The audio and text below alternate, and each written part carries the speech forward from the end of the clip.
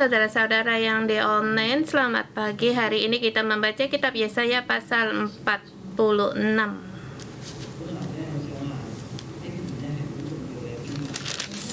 Saya mengatakan pasal ini sangat penting, tapi saat dipikir setiap ayat juga sangat penting. Setiap pagi Tuhan baru lewat firman-Nya. Dia berfirman kepada kita. Dia tahu akan ketidakberdayaan kita, tidak tahu akan kegelisahan kita. Pada saat Hong Kong, banyak orang yang pergi dari Hong Kong.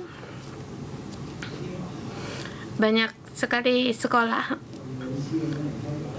segerombolan guru mereka pergi dari Hong Kong, dan para pelajar juga pergi dari Hong Kong. Saya tidak tahu apa juga kalian ikut akan ada kegelisahan atau khawatir.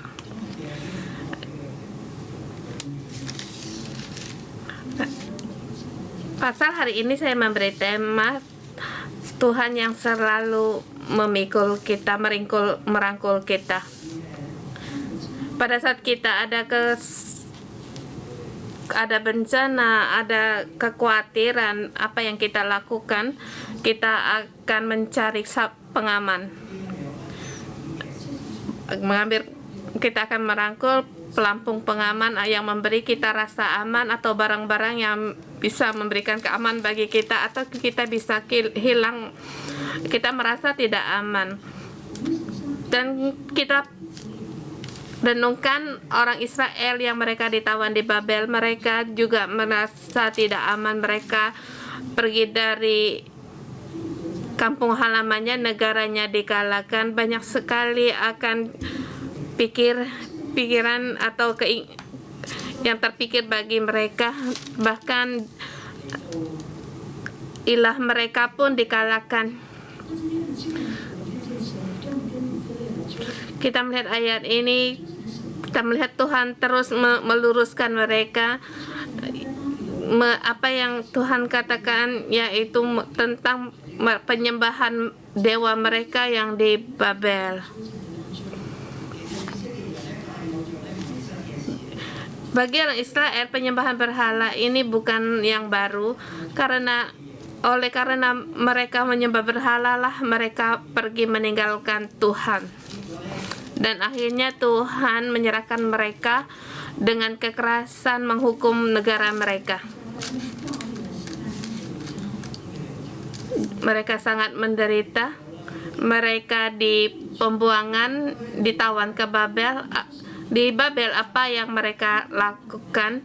Mereka di sana lebih lagi merasa tidak aman. Mengapa dulu mereka menyembah berhala? Mereka menyembah apa yang bisa mereka lihat, yaitu dewa-dewa. Mereka menyembah. Sekarang mereka telah dibawa ke Babel, di tempat yang baru. Apa yang mereka lakukan? Mereka juga berpegang pada dewa yang berhala-bahala yang bisa mereka lihat, yang terlihat oleh mata. Tuhan selalu tertuju pada berhala Babel ini, karena semua ini adalah sia-sia. Tidak perlu dengan kekuatan untuk mengalahkan mereka. Tuhan ingin menghilangkan atau melenyapkan dari pikiran mereka dari penyembahan berhala ini. Saya memberi pasal ini, kita memberi tema selalu berpegang pada Tuhan yang memikul kita. Di subtema pertama saya memberi sampai hari tuanya Tuhan tetap menggendong Yakub. 1-4 pada waktu kita berkata kita memikul seorang anak, itu tidak mudah merangkul dia, seperti anak di kisah anak yang hilang. ayahnya ketemu dia juga merangkul dia, tapi tidak terpikir oleh kita sampai masa tua kita, masa putih rambut kita, Tuhan menggendong kita. Dimanapun kamu berada, baik di Hong Kong atau di Inggris atau di Kanada, semua orang akan tua dan rambut putih. Orang manusia pada masa demikian kamu akan melihat akan ketidakberdayaanmu. Pada saat digendong itu pengalaman masa kecil. Coba kamu pikir pada masa tua rambutmu putih, Tuhan menggendongmu, itu satu yang sangat berharga sekali. Pertama kita melihat mereka Dewa Babel, di nama pun telah dikatakan di sini Dewa Bel, Dewa Nebo, patung-patung Babel. Mereka diangkat di atas binatang atau hewan. Mereka tidak bisa bergerak. Mengapa mereka harus diangkat di atas binatang? Sekarang menjadi beban. Bahkan binatang atau hewan yang telah dimuatkan mereka pun lelah.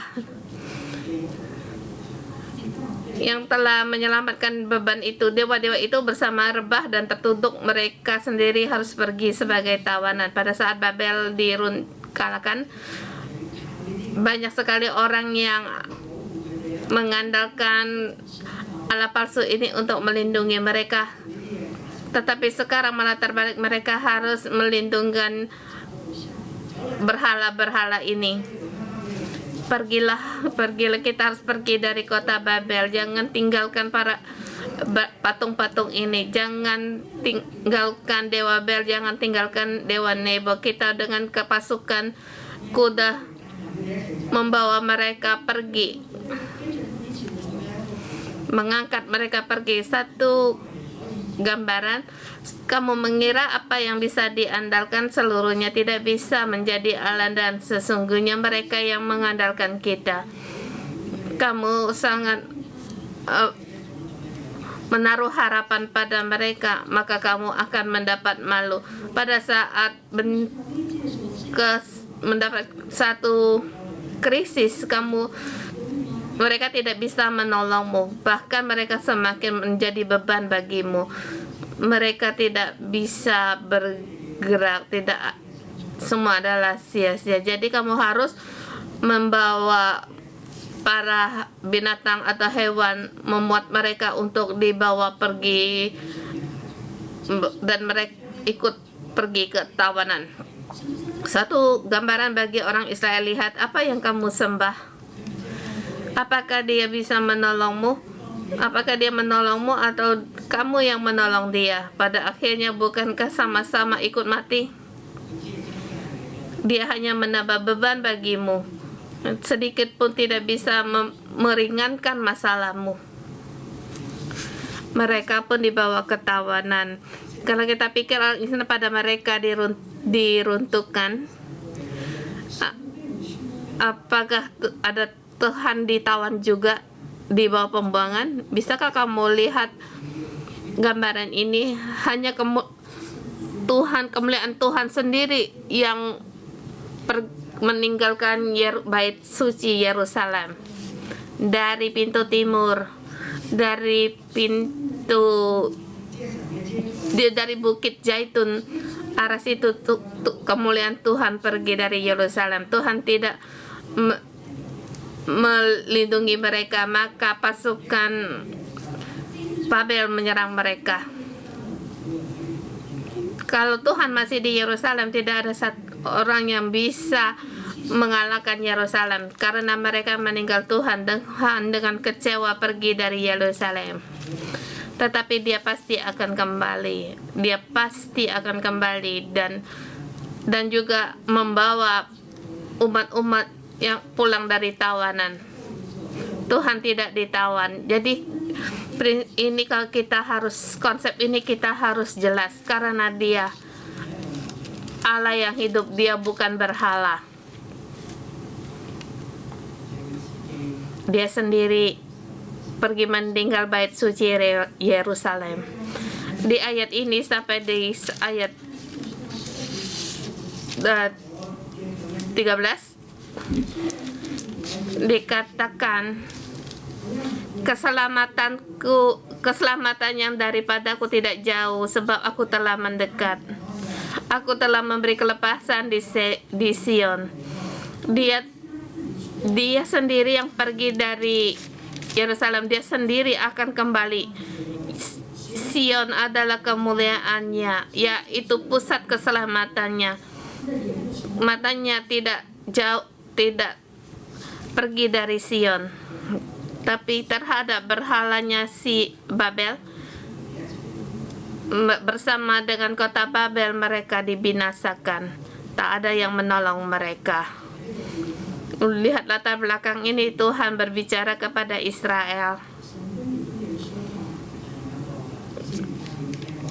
Dikatakan, ya Israel, dengarlah aku, hai kaum keturunan Yakub, semua orang yang masih tinggal di keturunan Israel. Kalian telah menghadapi peperangan, telah ditawan di Babel. Sekarang demikian juga pasukan Persia akan melenyapkan kota Babel. Kamu harus dengar, hai kaum keturunan Yakub. Pada saat sejak kamu dari kandungan orang yang aku telah mendukungmu. Sejak kamu dari rahim, aku telah menjunjungmu. Allah yang demikian, sungguh Allah yang baik. Sejak dari imam di kitab Imamat kita juga melihat Tuhan terus mendukung mereka sampai di tanah perjanjian. Sampai masa tua aku tetap dia, dan sampai masa putih rambutku aku menggendong kamu.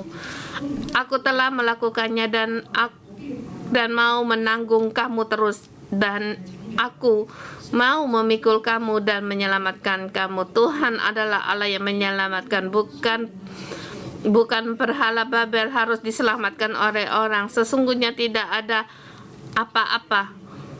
Setiap orang dicap sebagai berhala itu, tetapi Allah kita adalah Allah yang mempunyai hubungan. Bahkan Tuhan sangat menghargai akan hubungan. Pada saat kita tidak berdaya, kita melihat, kita mendengar Tuhan berfirman kepada kita, sampai masa tuamu aku tetap dia, sampai masa putih rambutmu aku menggendongmu. Ada ada kesalahan dalam pernikahan rumah tangga mereka, sampai hari tuamu ada orang yang menunggu merawatmu. Sesungguhnya siapa yang terlebih dahulu akan meninggal tidak ada yang tahu, tetapi hanya satu yang selamanya bersama kita, yang tidak memandang hina kita, yang tidak merasa kita menyusahkan. Dia terus menggendong kita sampai rambut kita putih. Dia adalah Allah kita, Allah yang mengasihi kita. Tapi terlebih dahulu kita membicarakan tentang berhala-berhala yang membuat orang susah, yang menggunakan segala usaha atau perhatian untuk membuat semua ini yang tidak ada gunanya. Kita bertanya pada diri kita sendiri, kita tidak perlu ditawan di Babel. Tahukah kita di dalam hati kita ada berhala, yaitu merasa tidak aman, kepalsuan merasa aman. Sehingga kita memikirkan tentang barang-barang yang bisa membuat kita merasa aman. Adakah kita membuat barang-barang demikian? Pada saat kita tenang memikirkan, adakah terpikir bagimu untuk pergi ke Inggris? Adakah kamu ingin ke Kanada? Apakah itu bisa membuatmu aman? Apakah itu adalah Allahmu? Apakah dia bisa menggendongmu? Sekarang setiap hari dalam hidupku, saya menggunakan usahaku yang membuatku lelah. Tahukah kamu itu adalah Allahmu? Dia merampas segala kebahagiaan hidupmu. Semua ini kamu merasa memang nyata, merasa ini berguna, tetapi sesungguhnya itu adalah palsu. Pada saat kesusahan datang, siapakah yang menolongmu? Dulu saya mendengar apapun saya tidak percaya, saya hanya percaya pada diri saya sendiri. Tetapi pada saat kesusahan datang, dia sendiri pun tidak percaya diri sendiri. Bisakah dia menolong diri sendiri? Bisakah nyawanya diserahkan pada dokter?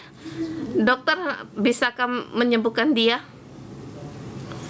Kita banyak sekali akan rasa aman yang palsu. Hanya Tuhan berkata, hanya Aku yang menggendongmu sampai rambutmu putih. Pada saat hidupmu, pada saat suatu saat yang kamu tidak berdaya, Akulah Tuhanmu, inilah Allah yang benar. Date kedua, September kedua sampai dengan 12.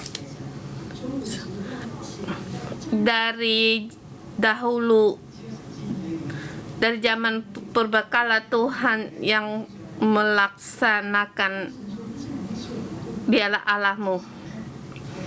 Adakah Allah yang demikian? Allah kita adalah yang penuh dengan kuasa. Pada saat menyuruh saya menjelaskan kitab Yesaya, kita tahu ada 3 waktu sebelum di pembuangan, ayat 1 sampai dengan pasal 31 sampai dengan 39, dan sekarang di tengah pembuangan ayat 40 sampai 45, 55, kemudian 50 sampai yang terakhir itu setelah kembali pembuangan. Di zaman Hizkia, Yesaya, bisakah dia hidup sampai di abad 600? Di abad sampai ke abad ke-6, dia bisakah?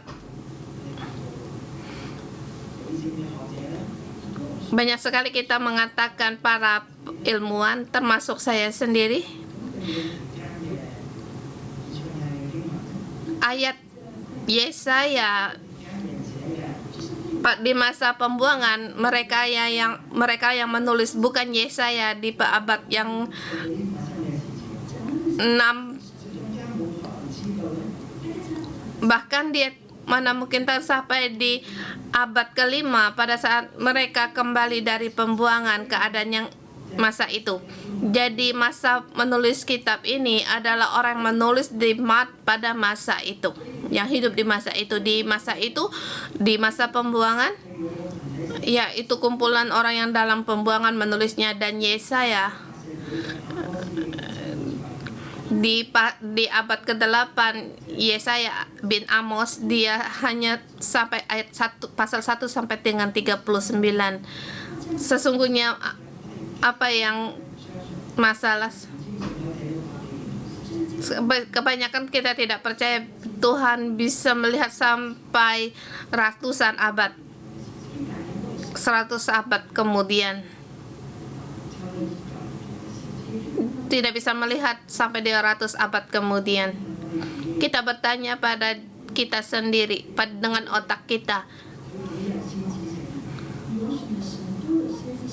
bagaimana Tuhan ada profetik? Apakah kamu percaya dengan profetik? Kebanyakan gereja juga tidak ada profetik, hanya ada pengajar dan pendeta. Tidak ada nabi, tidak ada mereka merasa ini sudah tidak ada lagi. Mereka tidak percaya ada rasul, ada nabi. Tetapi komunitas gereja kita jadi gereja terus dengan masalah yang apa di mereka hadapi, tidak percaya mereka Tuhan membawa gereja pada di masa yang baru, tidak percaya firman Tuhan bisa membawa mereka kepada 100-200 tahun, karena dipercaya hanya Tuhan yang ada di hadapan mata mereka. Mereka tidak ada nubuat, tapi bersyukur 611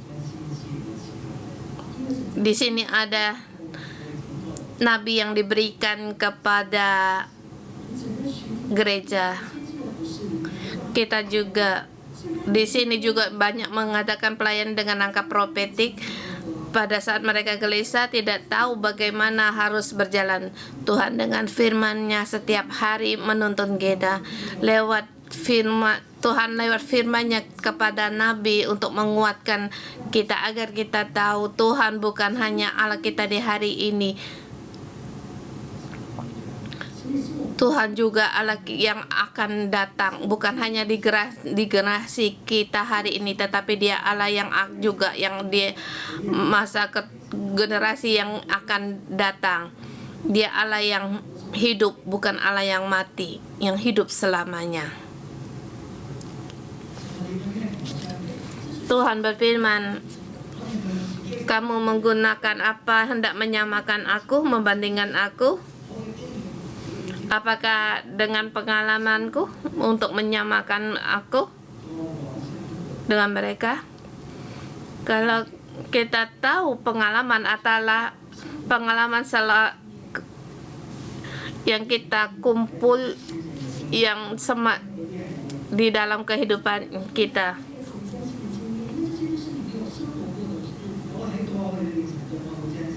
Di masa lalu Tuhan sangat nyata bagiku, di hari ini juga Allah sangat nyata dalam hidupku. Ini adalah pengalaman yang ada dalam hidupku, tetapi apakah pengalamanku itu bisa menuntun saya di jalan yang depan? Percayakah aku Allahku, Allah yang berjalan di depan? Tuhan berfirman, siapakah kamu hendak menyamakan aku? Dikatakan di ayat ke-8, ingatlah hal itu dan jadilah malu, pertimbangkanlah dalam hati, hai orang-orang pemberontak, ingatlah hal-hal yang dahulu dari sejak purbakala, bahwa Akulah Allah dan tidak ada Allah yang lain. Akulah Allah dan tidak ada yang seperti aku. Ayat ke-10 yang memberitahukan dari mulanya hal yang kemudian dan dari zaman purbakala apa yang belum terlaksana, dan berkata keputusanku akan sampai dan segalanya hendak ku laksana. Di sini tuh kita melihat Tuhan yang masa akan datang pun telah tahu. Tuhan telah berfirman beratusan tahun, abad yang lalu mereka telah berfirman. Dia telah tahu. Dia satunya yaitu satu nubuat dan satunya seperti menyatakan, seperti deklarasi Tuhan bagaimana kita harus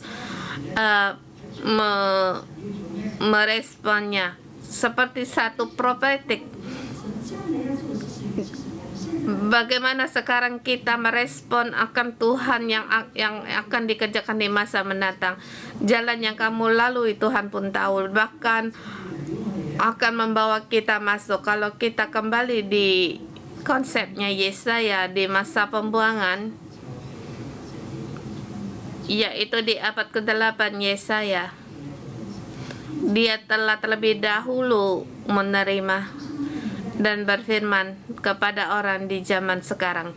Satu yang sangat jelas apa yang dikatakan, bahkan mereka di Babel yang mereka sembah nama dewa itu pun bisa disebut dengan jelas. Ini sangat jelas. Jadi kita bisa merasa Ini bukan di abad ke-8 yang dilihat Yesaya, yaitu orang-orang di zaman itu yang orang-orang yang menyembah dewa itu, mereka bisa menyebutkan ini pengalaman kita, jadi menghalangi kita untuk mengenal Tuhan. Kembali kita pada saat kitab ini selesai ditulis, tahukah kamu ini bukan ke abad 8. Yesaya bernubuat di pasal 8 apa yang akan terjadi masa mendatang, tetapi kitab Yesaya ini selesai ditulis sudah beratusan tahun, telah di dalam memuat ratusan sejarah atau banyak sekali apa yang dikatakan Yesaya telah dinyatakan. Dan sekarang bagi orang yang melihat kitab Yesaya ini, bukankah ini sejak dari dahulu, dari zaman purbakala?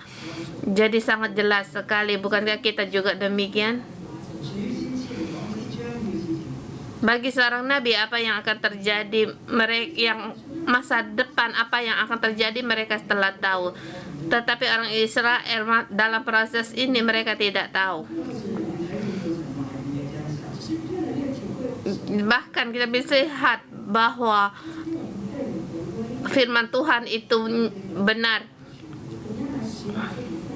Pembuangan menulis kitab Yesaya ini, bukankah nubuat ini juga dikatakan kepada kita? Inilah hal-hal yang dari dahulu, dari sejak purbakala yang sampai sekarang, hal yang terlaksana. Tuhan berfirman bahwa Akulah Allah yang memberitahukan semua hal yang kemudian, yang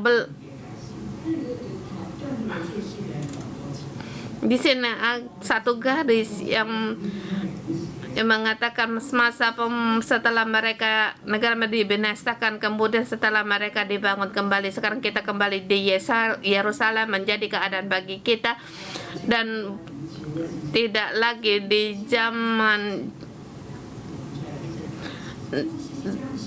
kerajaan atau dinasti, tetapi sekarang di zaman kita sekarang. Jadi mereka membaca kitab Yesaya, dikatakan Akulah Tuhan dan tidak ada alin yang seperti aku. Di ayat 11 dikatakan yang memanggil burung buas dari timur dan melaksanakan keputusan dari negeri yang jauh. Kalau di abad ke-8 kita tidak terpikir akan masalah ini. Bisakah kamu terpikir akan Kores? Benarkah kamu mendengar nama ini? Pada masa itu juga belum lahir. Persia juga belum terbentuk, satu negara yang kuat. Babel masih terus merayu mengadakan hubungan dengan Yehuda. Hizkia membuat kesalahan untuk menghadap pada dia, dan akhirnya anak cucunya pun ditawan di Babel. Di dalam hidup kita banyak sekali pertanyaan. Pernahkah kamu berpikir Kores akan muncul? Tapi bagi Tuhan itu tidak ada yang kebetulan. Secara ditulis dengan jelas. Setiap saat dia juga menyertai Israel. Saya ingat waktu saya kembali dari Amerika, sangat heran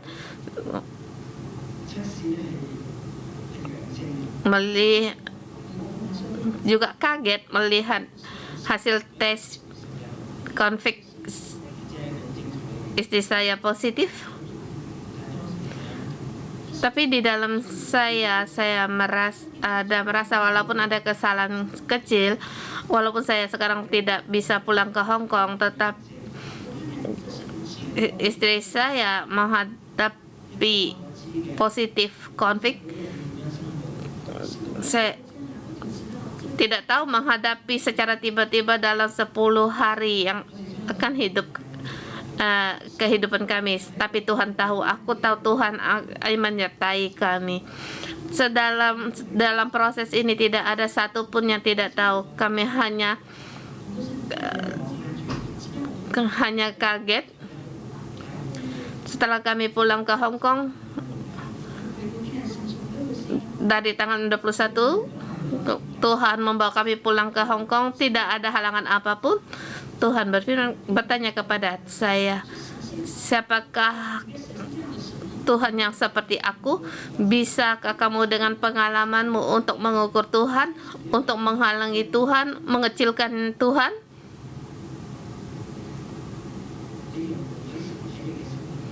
Bisakah kamu memberi Tuhan dalam hidupmu untuk mengalami keajaiban?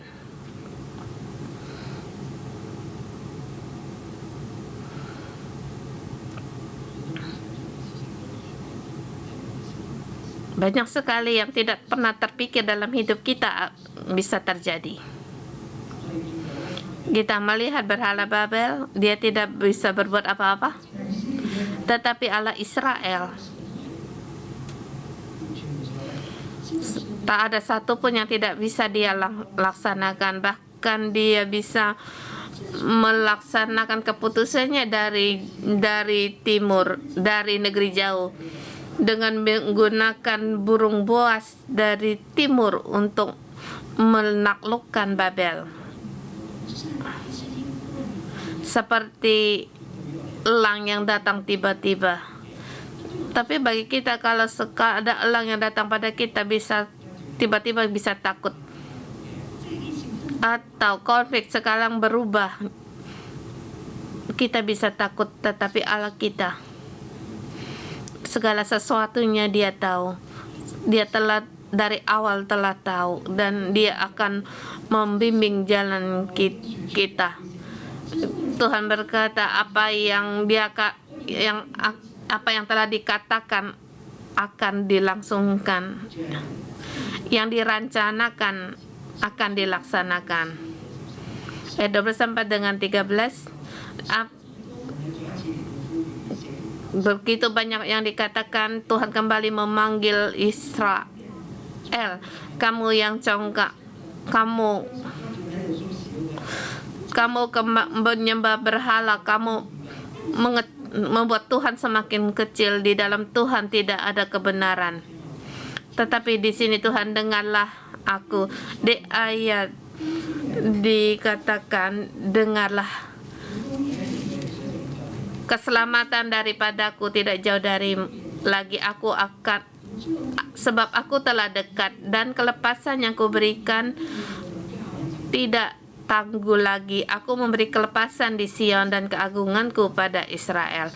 Tuhan membuat kita, kemuliaan Tuhan ada pada kita. Kita percaya akan gendongannya, percaya akan kekuatannya, percaya akan apa yang dia firmankan.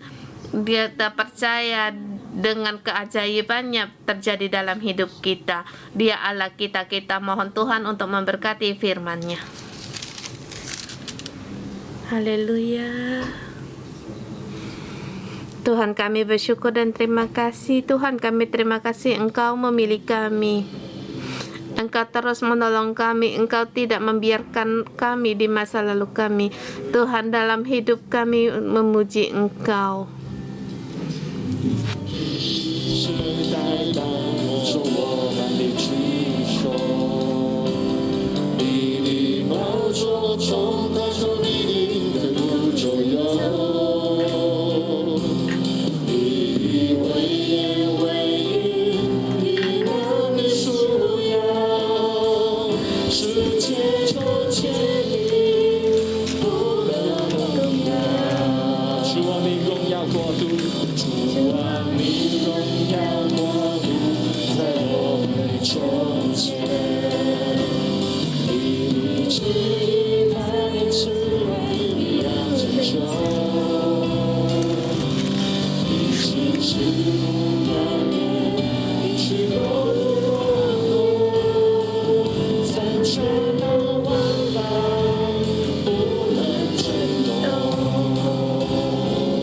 我敬拜传说。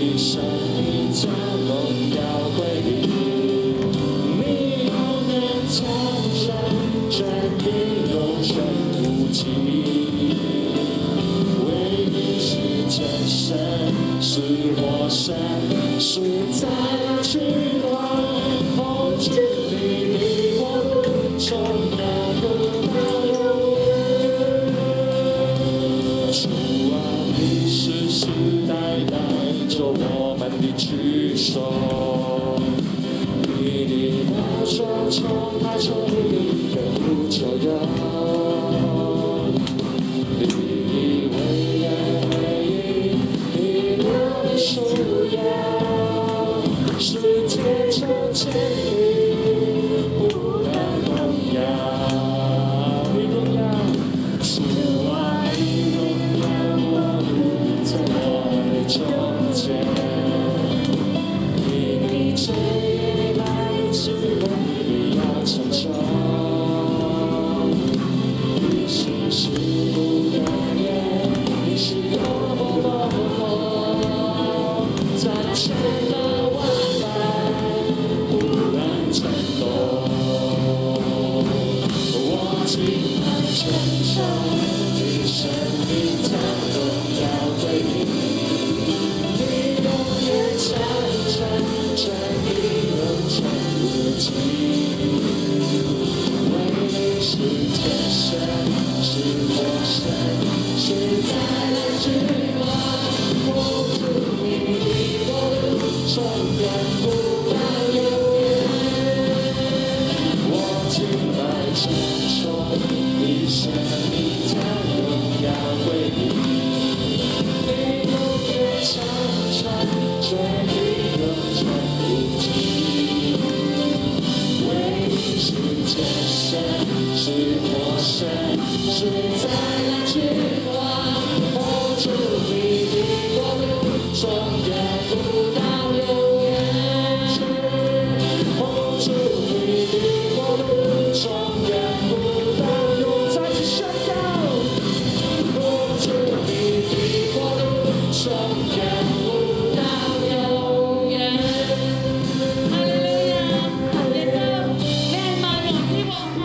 Yesus, Engkau adalah Raja di atas segala raja. Tuhan, kerajaan-Mu tidak akan goyah. Tuhan, kami memuliakan Engkau. Saudara semua, di dalam hidup kita di dalam hidup kita ada yang kita tidak ketahui, ada berhala. Mungkin rasa aman kita atau kita merasa tidak aman, kita mencari segala akan barang-barang material. Kita mohon Tuhan untuk mengampuni kita. Tuhan, kita mohon, kita berdoa, mohon Tuhan untuk mengampuni kita.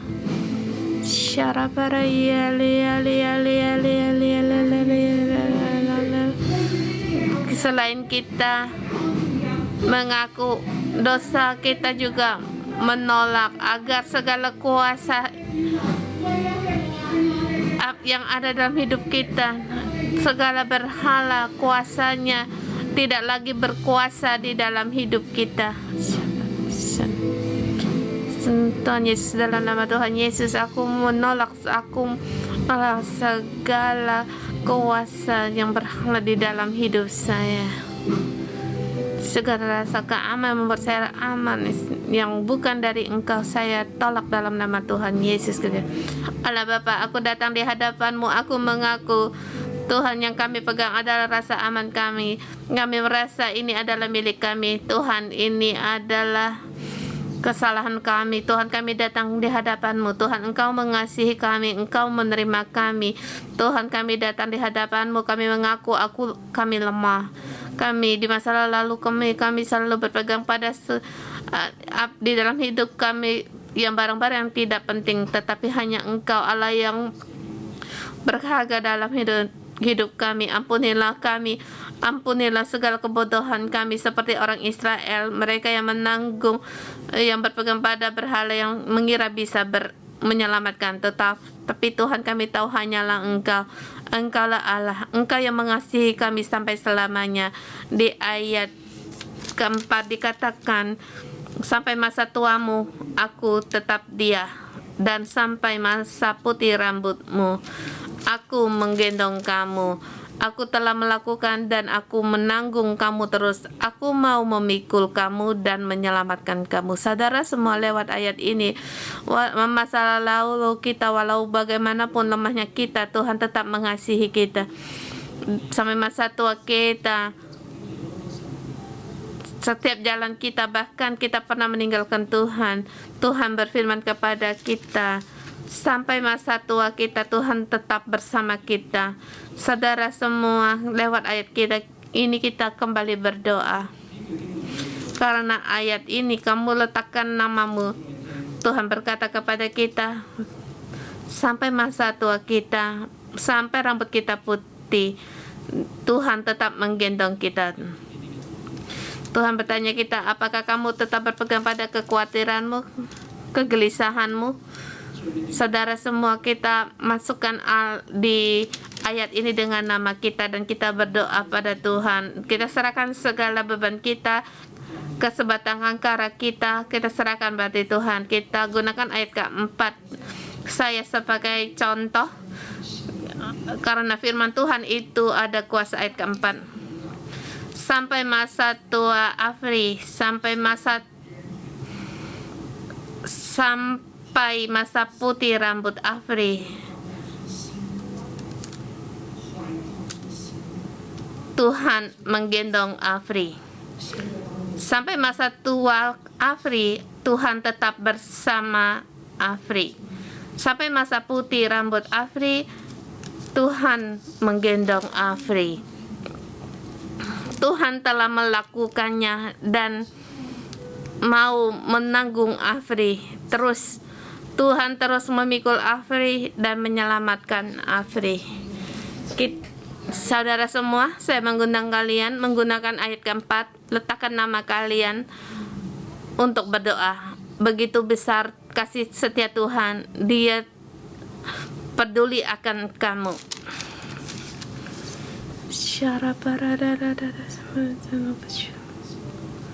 Kau tetap ada pada Afri, sampai rambut pun di Afri, Engkau menggendong Afri. Tuhan, terima kasih Tuhan. Sampai Tuhan, Engkau melakukan dan menanggung, Engkau menyelamatkan Afri, menyelamatkan.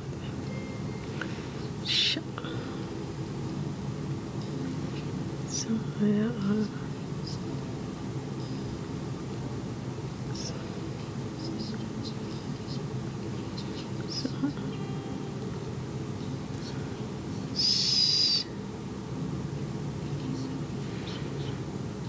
Kasih-Mu Tuhan, terima kasih Engkau tidak melupakan kami. Tuhan, terima kasih. Di satu generasi bangkit, satu generasi turun. Tuhan, kami berterima kasih. Dari dahulu kala Engkau telah mengenal kami, Engkau tahu akan kami, Engkau menciptakan kami. Tuhan, terima kasih. Seperti di ayat ini Engkau memberitahu kepada kami, orang bisa lupa tetapi Engkau tidak. Engkau tidak akan melupakan. Engkau tetap mengingat kami. Tuhan, sejak kami dari lahir sampai masa tua kami, sampai rambut kami putih, Tuhan, Engkau menggendong kami, Engkau menanggung kami, Engkau memikul kami, Engkau memberikan keselamatan kepada kami. Bapa, terima kasih. Bapa, terima kasih. Terima kasih Engkau, kami di bumi ini memberikan kami orang tua. Bahkan di surga Engkau punya Allah yang kuat. Kami punya Allah Bapa yang begitu mengasihi kami. Tuhan, terima kasih. Kami orang-orang yang sangat diberkati. Terima kasih Tuhan. Kami bukan orang yatim, tetapi kami punya Allah Bapa yang menjadi sandaran kami. Terima kasih Tuhan, ada Engkau kami merasa aman. Ada Engkau kami bisa bersukacita. Ada Engkau kami ada harapan. Ada Engkau kami punya kekuatan. Ada Engkau kami punya masa depan. Terima kasih Tuhan. Terima kasih Tuhan. Saya berdoa untuk saudara semua, dan juga kami bisa mendengar apa firman Tuhan. Tuhan yang akan tahu akan masa depanmu. Kamu hidup sampai di hari ini. Kamu pun hidup dalam rencana yang kekal, betul. Bapa yang terkasih, Allah yang terkasih, kami berdoa untuk saudara-saudara. Kami buka telinga kami semua, segala pikir kami. Roh Kudus, Engkau berfirman bagi mereka setiap orang, dimanapun mereka, pada hari ini, masa depan, sekarang dan masa depan ini. Bukalah telinga mereka agar mereka mendengar akan firman-Mu. Karena Engkau Allah yang hidup. Saya memberikan waktu agar mendengar suara Tuhan.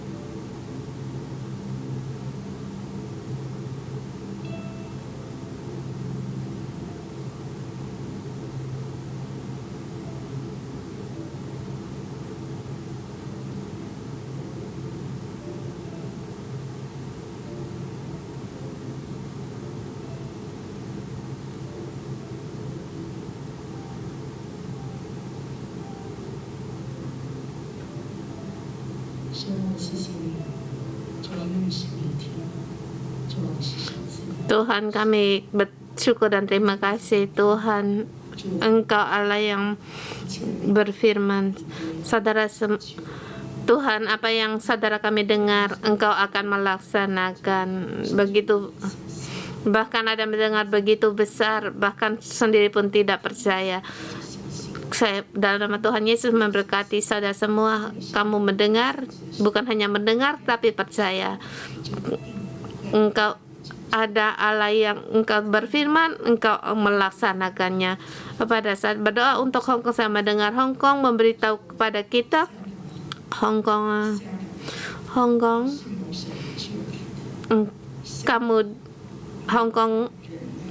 kamu dikasihi Tuhan.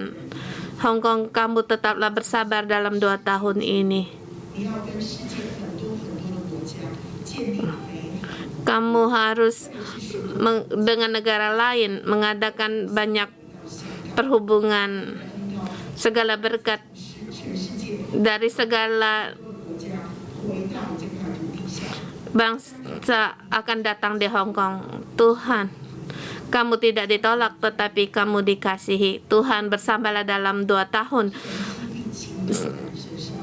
Bendahara surgawi terbuka bagimu. Banyak sekali orang datang yang telah pergi meninggalkan Hong Kong. Mereka akan kembali lagi. Mereka akan pulang dan kembali mengasihi Hong Kong.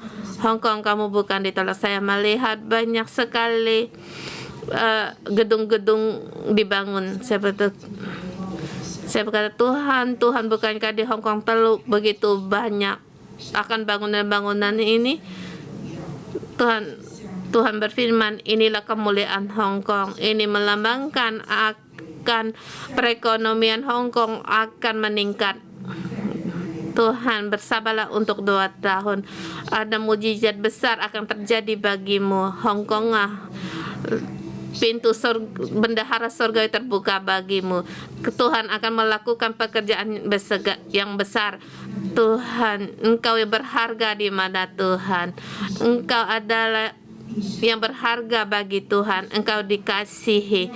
Engkau harus menjadi kota yang penuh dengan sukacita, kota yang makmur. Hong Kong, kamu harus memancarkan kemuliaan Tuhan. Banyak orang akan tahu bahwa kamu adalah berasal dari Tuhan, dan orang akan mengacungkan jempolnya bagimu, bahwa Hong Kong adalah negara yang diberkati, dan berkata Hong Kong adalah negara yang kamu sungguh baik, sangat baik. Saudara semua, mari kita berdoa apa yang dinubuatkan tadi, dan kita berkata pada Tuhan, Tuhan kami percaya pada Engkau, sebab Engkau Allah yang berpegang yang tak pada sejarah, Engkau memegang pada sejarah Hong Kong. Tuhan, Hong Kong ada di tangan-Mu. Syarab.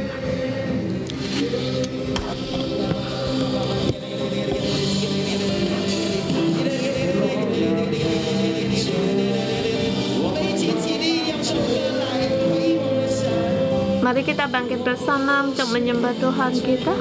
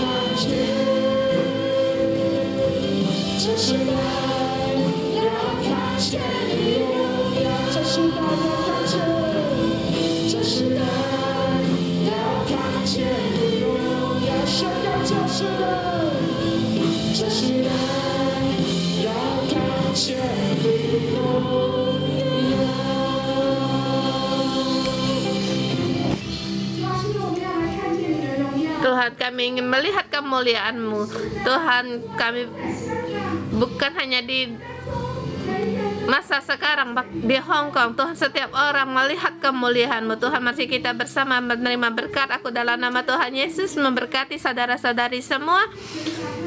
Hari ini Tuhan membuka mata kita, membuka telinga kita, sehingga kita tahu dan kita melihat Tuhan dari dulu sampai selamanya tidak berubah.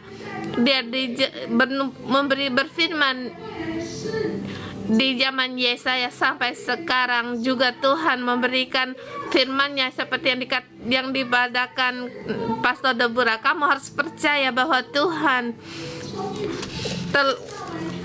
dari kandunganmu telah sejak kamu dalam kandungan, Tuhan telah menggendongmu. Dengan iman terimalah kasih Tuhan. Pelukan Tuhan selalu ada dalammu. Kamu tidak takut, kamu tidak gentar. Aku dalam nama Tuhan Yesus memberkatimu. Kamu akan melihat di masa sekarang, di jam sekarang, kamu akan melihat kemuliaan Hong Kong di Hong Kong. Melihat akan kemuliaan Tuhan ada di dalam hidupmu, tidak akan pergi darimu. Tuhan, kami bersyukur dan terima kasih mendengar doa kami dalam nama Tuhan Yesus Kristus. Amin. Kita renungan pagi sampai di sini. Tuhan memberkati.